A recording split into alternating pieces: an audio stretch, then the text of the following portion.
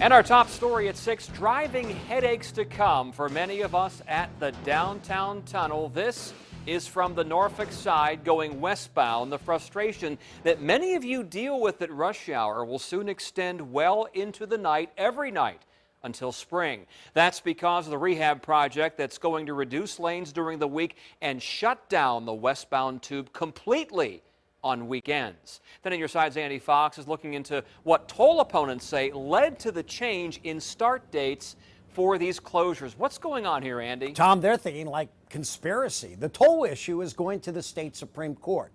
One toll opponent says he smells a rat and that those building the tunnels want leverage to convince the court there's no turning back and tolls are needed to pay the way. So they are building the tunnel as fast as they can.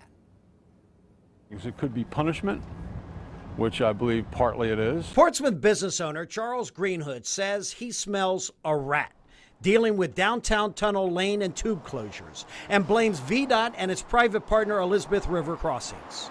Absolutely. Big fat rat. And it's not a pleasant smell. Greenhood says VDOT and ERC are racing to do as much tunnel work as possible before the state Supreme Court appeal on whether the tolls they want to put on the tunnels are constitutional. Tony Goodwin is president of the Old Town Business Association.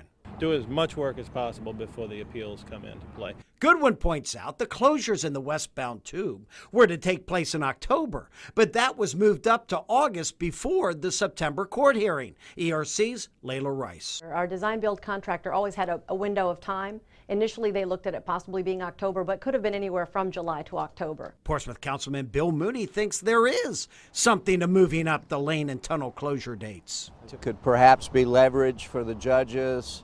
Say, listen, we've put all this money into it, so, it's too far down the road. We got too much invested. The court order in Portsmouth Circuit Court was about tolling. It wasn't about construction. Construction has always been continuing to move forward.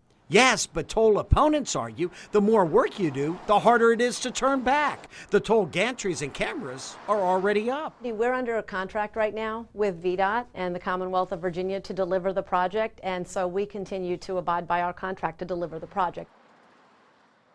Now, the westbound work will last 25 weekends until next May. That's a long time. The work will then switch to the eastbound lane and will last 42 weekends. The eastbound work will take longer because the ceilings must come down, which are already down in the westbound tube.